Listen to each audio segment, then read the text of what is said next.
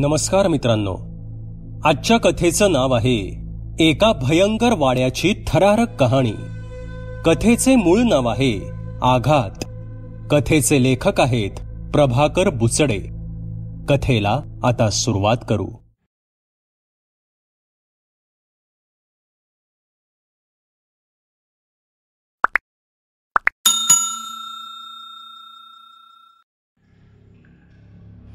साधारणतः काही वर्षांपूर्वीची ही गोष्ट आहे. पूर्वीच्या काळातील गजबजलेले वाडे आता कालानुरूप इतिहास जमा झाले आहेत. आता त्या वास्तूंचे फक्त अवशेष शिल्लक राहिले आहेत. मात्र काही वाडे अजून सुद्धा अपकीर्तीने प्रकाशात आहेत. असाच एक वाडा म्हणजे नाना पाटलांचा वाडा. हा वाडा म्हणजे पंचक्रोशीत एक सुखवस्तू आणि परोपकारी कुटुंब म्हणून प्रसिद्ध होता. नाना पाटलांचा वाडा गोरगरिबांसाठी कामधेनू बनून होता. नोकर चाकर, गाडी घोडे यांनी सजलेला होता. वाड्यातील वेगवेगळ्या खोल्या वेगवेगळ्या कारणांसाठी राखीव असायच्या. वाडा म्हटल्यावर तळघर हे असणारच. या तळघरात फक्त घरच्या मंडळींचा वावर असायचा. बाहेरच्या माणसांना तिथे प्रवेश नव्हता. तळघरात किती खोल्या आहेत आणि तिथे काय काय आहे ह्याची कल्पना बाहेरील व्यक्तींना अजिबात नव्हती. तळघराच्या दरवाजात नानांनी एक बलदंड असा कुत्रा साखळीने बांधून ठेवलेला असायचा. त्याला ओलांडून जाणं कुणालाही शक्य नव्हतं. वाड्यावर येणाऱ्या जाणाऱ्यांची गणतीच नसायची. पण आलेला कुणीही असो, पोटभर जेवल्याशिवाय जात नव्हता. जसे नाना प्रेमळ होते तसेच नानांचा दरारा सुद्धा तसाच होता. कोणत्याही कामात दिरंगाई त्यांना खपत नव्हती. न्यायनिवाड्यात हा आपला तो दुसऱ्याचा असा भेदभाव नव्हता. नाना पाटलांना 2 मुलगे. मुले 10-12 वर्षांची असतानाच त्यांची आई एका आजारपणातच गेली होती. नानांनी पुष्कळ औषधोपचार केले होते, पण ती वाचू शकली नव्हती. मात्र त्यानंतरही नानांनी मुलांचं पालन पोषण लाडानं केलं. सुरेश हा मोठा मुलगा हुशार होता. विरेश त्या मानानं साधारण होता. जसजसे चिरंजीव मोठे झाले तसे ते चंगळवादी झाले. संपत्तीची कमतरता नव्हती. मुलांचा कल कुठे झुकतोय हे नानांच्या लक्षात आलं. मोठ्या सुरेशला शिक्षणासाठी त्यांनी परदेशी पाठवलं आणि विरेशला शेतीभाती आणि इतर मालमत्ता कशी सांभाळावी ह्याची तालीम त्यांनी स्वतः दिली. सुरेश परदेशात राहून शिक्षणाच्या नावाखाली आपल्या रंगेलपणावर पाण्यासारखा पैसा खर्च करत होता. वेगवेगळी कारणं सांगून नानांकडून पैसे उकळत होता. नाना सुरेशच्या पैशाच्या तगाद्यानं हतबल झाले होते. जमवलेली संपत्ती हळूहळू संपत चालली होती. त्यामुळे त्यांनी सुरेशला पैसे पाठवायचे बंद केले. सुरेशने पैसे मिळत नसल्याने आपले परदेशातील बस्तान उचलून गावी वाड्यात हलवलं. दोन्ही मुले वयात आली होती. मोठा मुलगा हाताबाहेर जातोय हे नानांना समजत होतं. आता तर सुरेश रात्री सोडाच, पण संध्याकाळच्या वेळेत सुद्धा नशापाणी करतोय हे नानांना समजून चुकलं होतं. ते आपल्या परीनं वचक ठेवण्याचा प्रयत्न करत होते, पण तरुण रक्त त्यांना मानायला तयार नव्हतं. शेतावर जाण्याच्या निमित्ताने सुरेश शेतकामाला आलेल्या स्त्रियांना आपल्या वासनेची शिकार करू लागला. पाटलांचा पोर म्हणून जास्त वाच्यता होत नव्हती. परंतु नानांच्या विश्वासात असलेला महादू नोकर ह्याने सुरेशचे प्रताप नानांच्या कानावर घातले. एक दिवस तर सुरेशने कहरच केला. नशापाणी करून आलेल्या सुरेशने आपल्या वाड्यात लहानपणापासून काम करणाऱ्या महादूच्या मुलीवर हात टाकला. मुलीने हाक मारताच महादू धावला. त्याने मुलीची सुटका केली आणि तो सुरेशला फरफटत वाड्यावर घेऊन आला. महादूने घडलेला सर्व प्रकार नानांच्या कानावर घातला. नानांची सहनशक्ती इथेच संपली. त्यांनी सुरेशला गाड्याच्या चाकाला बांधून चामड्याच्या पट्ट्याने चमडीत तुटेस्तोवर मारलं. रक्तबंबाळ झालेला सुरेश चाकावर डोके टेकून पडून होता. मध्यान रात्री नानांनी सुरेशला सोडवून वाड्यात घेतलं. सर्वांसमोर झालेल्या नाचक्कीने सुरेश मनातून पुरता खवळला होता.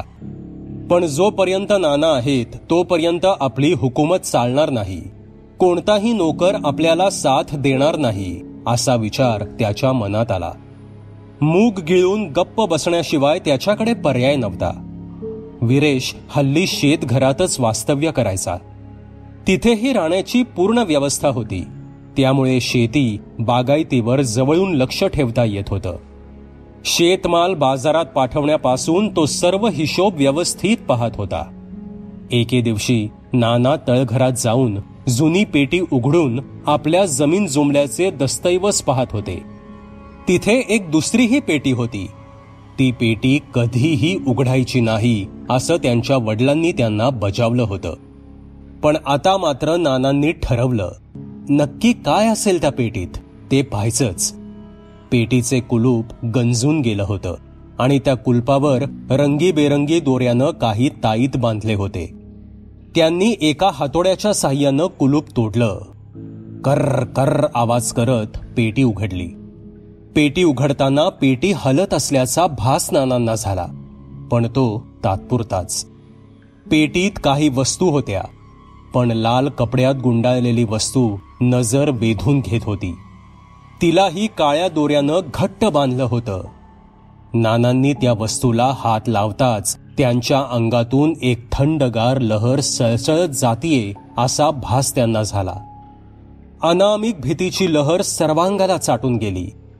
काय होतं ते त्यांना त्याची कल्पना येत नव्हती, पण त्यांच्या मनानं त्यांना तिथेच अडवलं. हे काहीतरी विनाशक असावं. त्यांच्या डोक्यात विचार चमकून गेला. त्यांनी ती पेटी तशीच झाकून ठेवली आणि तळघरातून काढता पाय घेतला. दैनंदिन जीवनात रंगणारे नाना पेटी उघडल्यापासून बेचैन होते. त्यांची रात्रीची झोप कमी झाली होती. झोप लागलीच तर स्वप्नात त्यांना ती पेटी दिसायची. आतील लाल वस्त्रातील वस्तू नानांना हाका द्यायची.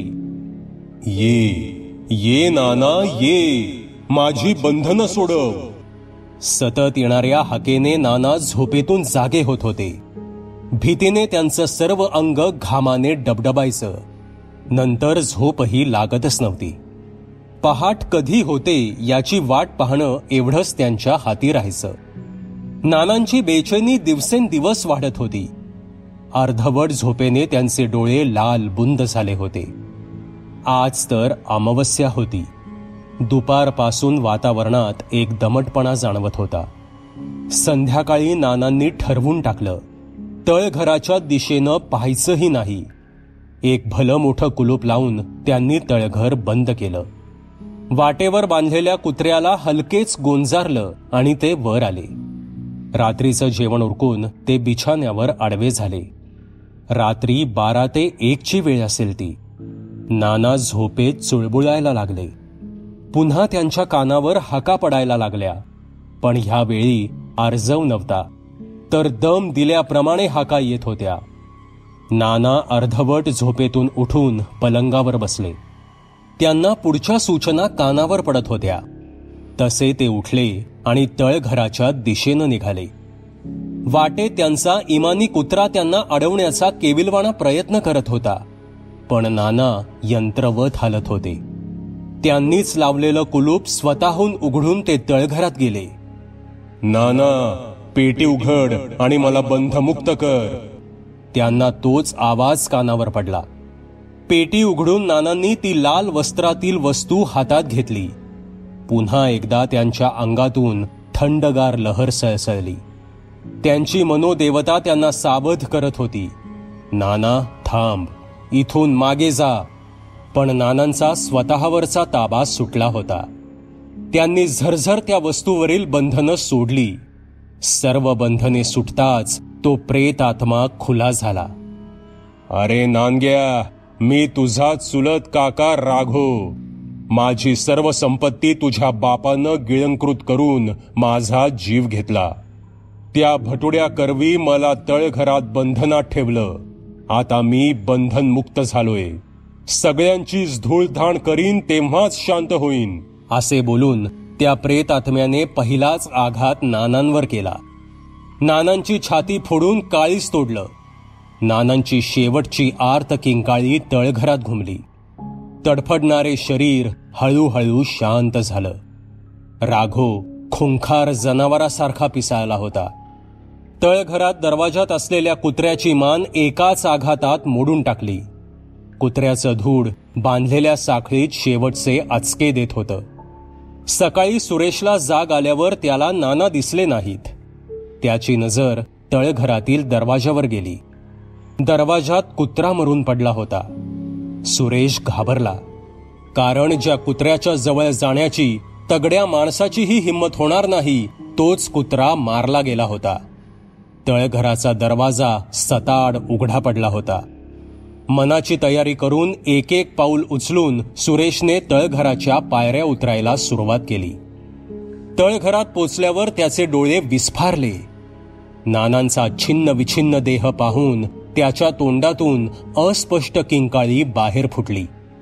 समोरचे दृश्य पाहून तो भीतीने तिथेच थिजला. काही वेळाने भानावर आल्यावर सुरेश तळघरातून बाहेर आला. त्याने बाहेर आल्यानंतर इतरांना नानांच्या मृत्यूची बातमी दिली.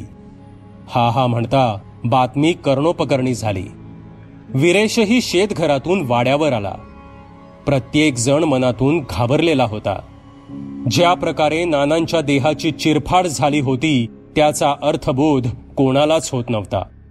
कुणालाच कल्पना नव्हती की नेमकं हे सगळं कशामुळे घडलं. अनेक तर्कवितर्क करतच नानांची प्रेतयात्रा निघाली. सूतकातील दिवसकार्य उरकल्यानंतर वीरेश परत आपल्या शेतघरात राहायला गेला. त्यालाही भीतीची जाणीव झाली होती. वाड्यात धोका आहे हे त्यानं जाणलं होतं. नानांची अवस्था पाहून नोकर चाकरही आपापल्या घरी परतले होते. सुरेशने मात्र आपल्या संगतीतील 2 विश्वासू माणसे आपल्याच बरोबर वाड्यात ठेवली. दिवसकार्य झाल्यानंतर भज्जींनी रोज वाडा सुचिरभूत करावा, सायंकाळी दिवाबत्ती करून धूप जाळावा असे जुजबी मार्गदर्शन केलं.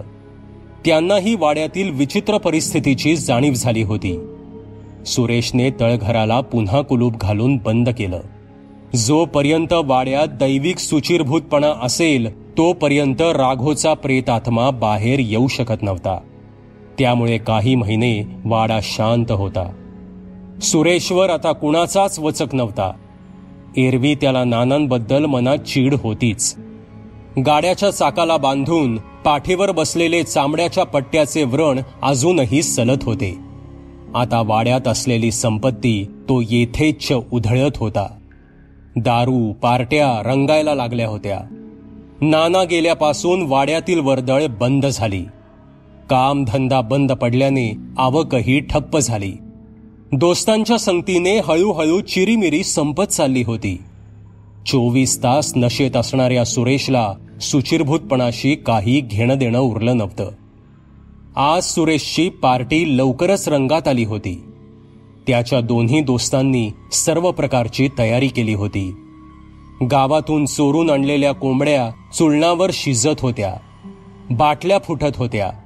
पिण्याच्या नादात रात्र कधी धुंद होते ह्याची त्यांना तमा नव्हती.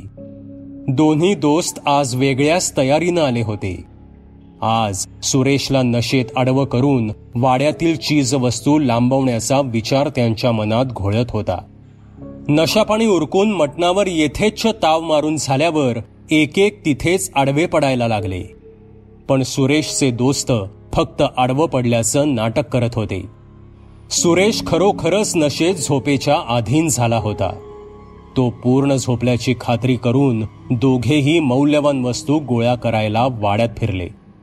शोधाशोध करताना त्यांची नजर तळघराच्या कुलपावर पडली. ज्या अर्थी कुलूपबंद खोली आहे त्या अर्थी नक्कीच काही ना काहीतरी तिथे मिळेल ह्या आशेने त्यांनी मशालीच्या उजेडात तळघराच्या खोलीचे कुलूप कटावणीने कोयंड्यातून उचकटून काढले. दरवाजा उघडताच तळघरातील एक एक वस्तू पाहताना त्यांना तो दिसला. पेटीवर बसलेली अस्पष्ट आकृती खदाखदा हसत होती. ते हिडीस हास्य पाहून दोघांच्याही अंगावर शहारे आले. भीतीने दातखिळी बसण्याची वेळ आली आणि अचानक काहीतरी घडलं. दोघेही एकमेकांवर धाडकन आपटले. दोघांचीही हाडं खिळखिळी झाली. ओरडण्यासाठी उघडलेलं तोंड तसंच उघडं राहिलं. समोरचं विक्राळ रूप पाहून असलेली नसलेली ताकद एकवटून भूत भूत असं ओरडत ते तळघरातून बाहेर पळाले. वाड्याच्या बाहेर आल्यानंतर त्यांनी थोडा दम घेतला. तळघरात अजूनही आदळआपट होत होती. दोघेही तळघरातील प्रसंगाने अजूनही थरथरत होते. आता चुकूनही वाड्यावर यायचं नाही अशी शपथ घेऊन ते आपापल्या घरी जायला निघाले. तळघरातील प्रकार हा हा म्हणता गावभर पसरला. असल्या गोष्टी पसरायला वेळ लागत नसतो. त्या प्रकाराने लोकांच्या मनात भीती पसरली होती. सकाळी सुरेशला जाग आल्यावर तो पाहतो तर त्याचे दोस्त रात्रीचा पसारा तसाच सोडून निघून गेले होते. त्याने सगळं आवरून ठेवलं आणि अंघोळ करून घेतली. वाड्यात वावरताना सहज त्याचं लक्ष तळघरावर गेलं. तळघराचा दरवाजा सताड उघडा पडला होता. त्याला नानांच्या देहाची आठवण झाली आणि काळजात धस्स झालं. भीतीची लहर सर्वांगाला चाटून गेली. त्यानं ताबडतोब जुजबी सामान घेऊन वाडा सोडला. त्याला राहण्यासाठी शेतघराशिवाय पर्याय नव्हता. सुरेश शेतघरात विरेश जवळ आला. शेतघर तसं ऐस पैस होतं. 4 खोल्या, भलं मोठं अंगण, पिकवलेला शेतमाल व्यवस्थित ठेवायला जागा होती. जवळच विहीर होती. विहिरीला मुबलक पाणी असल्यानं पाण्याची कमतरता नव्हती. शेतघराच्या एका बाजूने 5 एकर बागायत होती.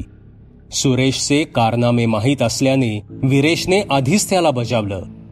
नशापाणी आणि इतर बाहेर ख्यालीपणा सोडत असलास तरच माझ्या सोबत राहा, अन्यथा तू वाड्यातच जा. सुरेशने त्याचा शब्द मानून तो विरेश सोबत शेतघरावर राहायला लागला. कारण त्या भयंकर वाड्यात परत जाणं म्हणजे स्वतःहून मरणाला आमंत्रण देण्यासारखं होतं. थोडे दिवस त्याला दारूशिवाय राहणं फार कष्टाचं गेलं. संध्याकाळ झाली की पिसावल्यासारखी अवस्था व्हायची त्याची. परंतु काही झालं तरी दुसरा मार्ग नसल्यानं त्याला आपल्या व्यसनांवर आवर घालावाच लागला. जास्तच तलफ अनावर झाली तर तो शेत राखणीच्या निमित्ताने माचलीवर जायचा आणि परस्पर गुत्ता गाठायचा. म्हणजे विरेशला त्याच्या व्यसनाचा मागमूस लागणार नाही ही काळजी घेत होता. सुरेश शेतघरी आल्यानंतर विरेशला चांगली मदत करत होता. शेती बागायतीत लक्ष देत होता. विरेशचं शांत आणि सात्विक राहणीमान त्याच्यात बदल घडवत होतं. त्यामुळे सुरेश सुधारत होता. त्याचा थिल्लरपणा कमी झाला होता. हळूहळू दोन्ही भावांचं छान जमायला लागलं. पण विरेशने हिशोबाची कामं आपल्याकडेच ठेवली होती. वाड्यात कुणीही जात नव्हतं. संपूर्ण गावात वाड्याबद्दल भीतीचं वातावरण पसरलं होतं. गावातील माणसेही त्या मार्गानं जाण्याचं टाळू लागली. 2-4 महिन्यात एखाद दुसरी बातमी कानावर पडायची की वाड्याच्या परिसरात आज असं झालं तसं झालं, आमक्याला हा अनुभव आला, त्याला ताप आला, कुणाला वेडच लागलं, कुणाचं जनावर गायब झालं. त्यामुळे वाड्याचा परिसर हळूहळू निर्जन होत गेला. इकडे दोन्ही भावांनी मेहनत करून आपली परिस्थिती बळकट केली. शेतघराजवळच आणखी एक घर बांधलं. लांबच्या नातेवाईकातून सुरेशचं लग्नही जुळलं. सधन कुटुंबातील निलांबरी. सडपातळ बांधा, दिसायलाही छान अशी निलांबरी घरी आली. सालस स्वभावानं कुणालाही आपलंसं करण्याची ताकद तिच्या अंगी होती. नवीन घरात सुरेशचा संसार सुरू झाला. दिवस वर्ष भराभर जात होती. पण लग्न होऊन 7-8 वर्षे झाली तरी सुद्धा सुरेशला संतान सुख अजूनही मिळालं नव्हतं. उपास तापास झाले पण काहीही फरक पडत नव्हता. एके दिवशी सुरेश आणि विरेश कामानिमित्त बाहेरगावी गेले होते. शेतावर मजूर काम करत असताना त्यांच्याकडून योग्य काम करून घेण्यासाठी स्वतः लक्ष द्यावं लागत होतं. त्यामुळे सुरेशची पत्नी निलांबरी आपल्या शेतावर देखरेख करण्यासाठी मजूर स्त्रियांबरोबर शेतात गेली होती. नाही म्हटलं तरी स्त्रियांना काम करताना एखादा विषय गजालीसाठी मिळाल्यास त्या विषयावर काथ्याकूट चांगला होतो. बोलता बोलता वाड्याचा विषय चर्चेत आला. निलांबरीला वाड्याबद्दल विशेष माहिती नव्हती. ती या मजूर स्त्रियांचे बोलणे कान देऊन ऐकत होती. वाड्याबद्दल जुजबी माहिती समजल्यावर तिला आणखी माहिती मिळवण्याची इच्छा निर्माण झाली. त्यासाठी वाडा एकदा नजरेखालून घालावा या उद्देशाने एका स्त्रीला विश्वासात घेऊन तिनं विचारलं, "अगं सखू, तो वाडा मला दाखवशील का ग?" "हो, पण लांबूनच हा, कारण त्या बाजूला कोणीही जात नाही," सखू म्हणाली. "बरं, ठीक आहे, दुपारीच जाऊ आपण," नीलांबरी म्हणाली.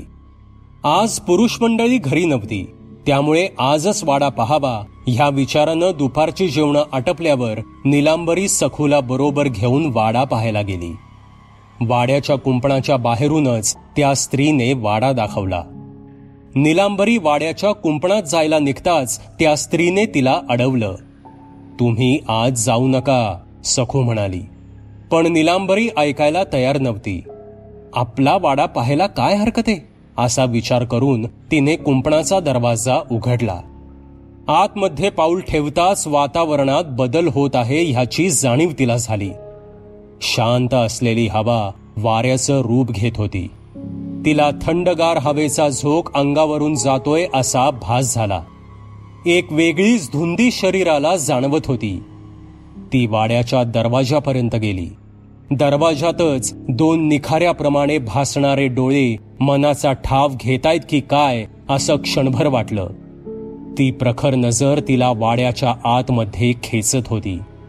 ती दरवाजाला हात लावणार तेवढ्यात सखूने तिला हाक दिली, "मालकीणताई, मागे या, आज जाऊ नका." तिच्या हाकेने नीलांबरी सावध झाली. ती मागे आली, परंतु आपला कोणीतरी पाठलाग करतोय असा भास तिला झाला. दोघीही तिथून शेतघरी परत आल्या. शेतघरासमोर असलेलं हेळ्याचं झाड वारा नसतानाही सळसळत होतं. संध्याकाळी सुरेश आणि वीरेश घरी आले. रोजच्याप्रमाणे नीलांबरी जेवण उरकून झोपण्यासाठी गेली. तिने आपण वाडा पाहिला ही बाब कोणालाही सांगितली नव्हती. पण वाड्याबद्दलचे विचार मात्र तिच्या मनातून जात नव्हते. त्या रात्री झोपेतून अचानक नीलांबरी ओरडत जागी झाली. तिला पडलेल्या स्वप्नात ती घाबरली होती. तिच्या सर्वांगाला दरदरून घाम आला होता. अंधारातही भिंतीवर ते इंगळाप्रमाणे भासणारे डोळे तिला दिसत होते. सुरेशही जागा झाला. त्याने दिवा पेटवून उजेड केला आणि नीलांबरीला धीर दिला. "काय झालं ग? काही स्वप्न पडलं का?" सुरेशने विचारलं. नीलांबरी अजूनही धुंदीत होती. हो, स्वप्नातच होते मी." तिनं कशी तरी आपली बाजू सावरली. खोलीत उजेड पडल्यामुळे भिंतीवर दिसणारे डोळे गायब झाले होते. सकाळपर्यंत सुरेशच्या साथीने नीलांबरीला थोडी झोप मिळाली. परंतु सतत कोणीतरी आपल्या पायतीवर आहे ह्याची जाणीव तिला झाली होती. दिवस कसा तरी कामात निघून जात होता, पण येणारी प्रत्येक रात्र काय रात्र वाटायची. 2-3 रात्री नीलांबरी झोपेतून दचकून उठत होती. मधूनच कधीतरी सुरेशची पिण्याची तल्लफ चाळवली की तो दारूचा गुत्ता गाठायचा.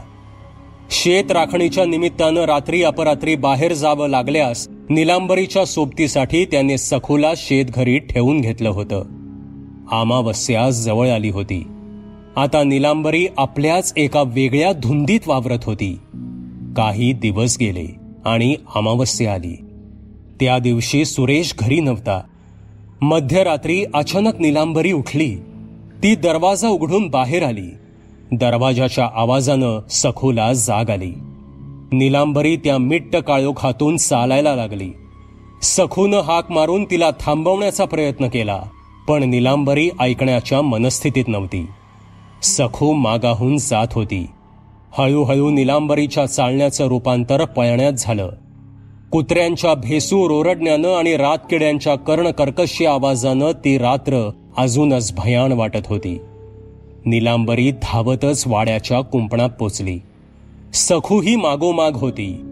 कुंपणात पोहोचताच राघोच्या प्रेतात्म्यानं आपला अंमल दोघांच्याही मनावर वाढवला. इकडे सुरेश गुत्त्यावर दारूचे घोट रिचवत होता. काही पिणारेही गप्पा मारत बसले होते. दारूचा घोट पोटात गेल्यावर सुरेशही त्यांच्या गप्पात सामील झाला. बोलता बोलता त्याने वाड्यातील आपल्यावर बेतलेल्या प्रसंगांवर बोलायला सुरुवात केली. त्याचा हा विषय कोपऱ्यात बसलेली एक व्यक्ती कान लावून ऐकत होती. तो स्वामी होता. किरकोळ दिसणारा पण काटक आणि कणखर असा स्वामी. तो जास्त कुणाच्या परिचयाचा नव्हता. त्याची नजर एखाद्याच्या मनाचा तात्काळ वेध घेणारी होती. सुरेशची कहाणी ऐकून त्याने अंतर्मनाने त्या वाड्याचा शोध घेतला. त्यानं जे पाहिलं त्यावर कुणाचाही विश्वासही बसला नसता. बसल्या जागेवरून त्याने हाक दिली, आदेश. आदेश ही जरब असलेली हाक अशी वातावरणात घुमली की ती थेट वाड्यापर्यंत पोचली. आणि आदेश ही धीर गंभीर आसमंत थरथरवणारी हाक वातावरणात घुमताच वाड्यात चाललेल्या थरारक प्रसंगाला एक प्रकारचं बंधन पडलं. स्वामी ताडकन जागेवरून उठला आणि सुरेशला म्हणाला, जर तुम्हाला तुमची बायको जिवंत पाहिजे असेल तर ताबडतोब आपल्याला वाड्यावर जायला पाहिजे. क्षणाचाही विलंब खूपच महागात पडेल. स्वामीचे शब्द ऐकताच सुरेश घाबरला. वाड्यावर जावं लागणार म्हणजे निलांबरी नक्कीच धोक्यात आहे हे त्याच्या मनानं ओळखलंच. सुरेशलाही माहीत नव्हतं हा स्वामी कोण, कुठला, पण त्याच्या निश्चयी स्वरानं तो वाड्यावर जाण्यास तयार झाला. स्वामी हा मुळात स्वामी नव्हता, तर त्याला मिळालेलं टोपण नाव स्वामी होतं. स्वामीची पूर्वपीठिका पाहायची झाल्यास एका गरीब कुटुंबातील सदा, डोंगर दऱ्यातील वस्तीत वाढलेला, मोलमजुरी करून उदरनिर्वाह करणारा, तरी सुद्धा कोणी दारावर आल्यास त्याची तहानभूक भागवणारा. एक दिवस एका नाथपंथी बाबांचं सदाच्या झोपडीत येणं झालं. त्यांचं आदरातिथ्य त्यानं आपल्या परीनं व्यवस्थित केलं. खाण्यापिण्याबरोबरच बाबांची चिलीम भरून देणं अशी सर्व कामं तो करायचा. त्याच्या आदरातिथ्याने प्रसन्न होऊन त्याने सदाला आपला शिष्य बनवलं. त्याच्याकडून काही मंत्रशक्तींची साधना करवून घेतली, ज्या जोगे जनकल्याण घडेल असे मार्गदर्शन केलं. मंत्रशक्ती सामर्थ्याचा उपयोग स्वतःच्या आर्थिक मिळकतीसाठी न करता दुःखाने पीडित असलेल्या लोकांच्या कल्याणासाठी करावा, तरच दैवी शक्तीचा सदुपयोग होईल असा आशीर्वाद दिला. त्याचवेळी सदाचं नाव नाथपंथी बाबांनी स्वामी असं ठेवलं. कोणत्याही ठिकाणी जास्त वस्ती न करण्याचा सल्लाही दिला, कारण एकदा का प्रसिद्धीचा शिक्का बसला की त्यातून सुटका होणं कठीण जातं. मंत्र साधना करतेवेळी मन एकाग्र होण्यासाठी अघोरी बाबा गांजा भरलेली चिली मोडतात. सदालाही त्याची सवय लागली होती. पण जसा परिसर बदलतो त्याचप्रमाणे स्वतःच्या राहणीमानातही बदल करावा लागतो. गावोगावी फिरताना स्वामी सर्वसामान्य माणसांप्रमाणे राहायचा. ना दाढी ना कफनी. गांजा चिलमीची जागा विडीनं घेतली होती. तो वाटेत जागा मिळेल तिथे रात्रीचं बस्तान ठोकायचा. ज्या ठिकाणी रात्री जागवल्या जातात त्या ठिकाणी बिडी काढीची सोय नक्कीच असते. स्वामी बिडीसाठीच गुत्त्यावर गेला होता. तिथे येणाऱ्या लोकांच्या गजाली ऐकता ऐकताच बिडीचे झुरके घेत होता. सुरेश आणि स्वामी झपझप चालत वाड्याच्या दिशेनं निघाले. चालताना स्वामीने आपल्या खिशातून एक भस्माची डबी काढली. त्यातील एक चिमूटभर भस्म सुरेशच्या अंगावर फुंकलं, जेणेकरून त्याला अमानवी शक्तीपासून कोणताही त्रास होऊ नये. इकडे वाड्यावर पोचलेली निलांबरी आणि सखू त्या प्रेत आत्म्याच्या कब्जात होती. राघोने पहिला आघात सखूवर केला. सखू बेशुद्ध पडली. तसे त्याने निलांबरीला तळघरात खेचलं. तिच्यावर वार करणार तेवढ्यात स्वामीचा आदेश असा धीर गंभीर आवाज वातावरणात घुमला. स्वामी आणि सुरेश वाड्यावर पोचले. 8-10 वर्ष निर्मनुष्य असलेला वाडा भयाण भासत होता. मिट्ट काळोखी रात्र आणि अवतीभोवती वावरणाऱ्या निशाचर प्राण्यांचा आवाज अंगाचा थरकाप उडवत होता. वाड्याच्या दरवाजावर स्वामीने पाऊल ठेवताच पाकोळ्यांचा थवा भुरकन डोक्यावरून गेला. अचानक वादळ सदृश्य स्थिती निर्माण झाली. स्वामीने चुटकीभर भस्म फुंकल्यावर निळसर प्रकाश चमकला. त्या प्रकाशात स्वामी पुढे चाल करू लागला. सुरेश मागे होताच. त्याची भीतीने बोबडी वळायचीच बाकी होती, पण स्वामीवर विश्वास ठेवून तो त्यांच्या मागून चालत होता. वादळाने चक्री भोवरा बनवून स्वामीच्या अंगावर चाल केली. पण स्वामीने क्षणात वादळ शमवलं. जसा स्वामी वाड्यात जात होता तसा कोंदटलेल्या हवेचा कुबट वास नाकात शिरत होता. राघोच्या प्रेतात्म्याने मारलेले जीव तिथेच पिशाच्य बनून घुटमळत होते. त्यांचं पिशाचिक भाषेतलं बोलणं, खिंकाळणं अंगावर शहारे आणत होतं. आजूबाजूचा वाढता धोका लक्षात घेता स्वामीने सुरेशच्या डोक्याला संरक्षक कवच असलेला टिळा लावला. आता सुरेशवर कितीही हल्ला झाला तरी त्याला इजा होणार नव्हती.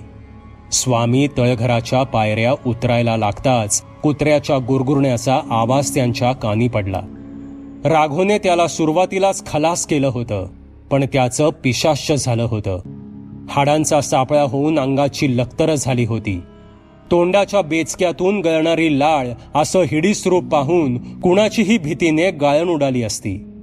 स्वामीने काही मंत्र म्हणून भस्म फेकलं.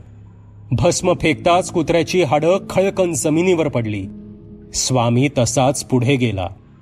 राघोचा प्रेतात्मा खवळला होता, पण स्वामीचं बंधन त्याला हातपाय हलवायला देत नव्हतं. स्वामीने पुन्हा भस्म फेकलं. त्या भस्माच्या निळसर उजेडात त्याला एका कोपऱ्यात निलांबरी बसलेली दिसली. मूर्ख माणसा, माझ्यावर लादलेली बंधनं मी थोड्याच अवधीत नष्ट करीन आणि तुझ्या समवेत ह्या वाड्यावर जे जे हक्क सांगतील त्यांचा नायनाट करीन, तो प्रेतात्मा म्हणाला. हे प्रेतात्म्या, माझ्या गुरुशक्ती पुढे तू किस झाड की पत्ती समान आहेस. आतापर्यंत बरेच जीव तू घेतले आहेस. आणखी पापाचा धनी होऊ नकोस, स्वामी म्हणाले. राघोचा थैथयाट वाढला. तो ऐकत नाही हे पाहून स्वामीने हलकासा भस्माचा वार केला. त्या वाराने राघो जळायला लागला. तो किंचाळत होता, थांब थांब हे माणसा, मी जातो. मला यातना सहन होत नाहीत. माझं सर्वांग जळतंय, तरी सुद्धा मला वाड्यातील वैभव सोडवत नाही. ह्यासाठी मी पुन्हा जन्म घेईन, तो आत्मा म्हणाला. देव करो आणि तुझी इच्छा पूर्ण हो. परंतु आता तू या प्रेतात्मा योनीतून मुक्त होत आहेस, तर जाताना बाहेर खूण म्हणून दाखवून जा, स्वामी उद्गारले. स्वामीने आज्ञा करताच राघोने स्वामीला नमस्कार केला आणि तो हवेत अंतर्धान पावला. त्याच वेळी बाहेर भलं मोठं आंब्याचं झाड कडकडत मोडून पडलं. स्वामीने निलांबरीच्या आणि सखूच्या जवळ जाऊन त्यांच्या मस्तकावर हात ठेवला. तसे काही क्षणातच दोघी भानावर आल्या. सुरेशने पुढे होऊन त्यांना हात दिला. वाड्यातून सर्व बाहेर पडून शेत घरी आले. ह्या सर्व नाट्यात पहाट कधी झाली ते समजलंच नाही. सर्वांनी अंघोळ आटपून वीरेशने आणलेला चहा घेतला. स्वामीने सुरेशला राघोच्या नावे पिंडदान श्राद्ध करायला सांगितलं. निलांबरीलाही आशीर्वाद दिला आणि सांगितलं की तुझ्या पोटी येणाऱ्या बाळाचं नाव रघुनाथ ठेव. रघुनाथ नाव ऐकल्यावर निलांबरी दचकली. तरी सुद्धा मी आई होणार ह्या भावनेनं ती सुखावली आणि स्वामी त्या कुटुंबाला आशीर्वाद देऊन आपल्या पुढच्या प्रवासाला निघून गेले. मित्रांनो, तुम्हाला ही कथा कशी वाटली ते कॉमेंटमध्ये नक्की सांगा. पुन्हा भेटूयात अशाच एका भयकथेसोबत. धन्यवाद. सबस्क्राईब करा एटी स्टोरी टेलर चॅनलला आणि बेल आयकन दाबून ऑल वर क्लिक करा आमचे व्हिडिओज सगळ्यात आधी बघण्यासाठी.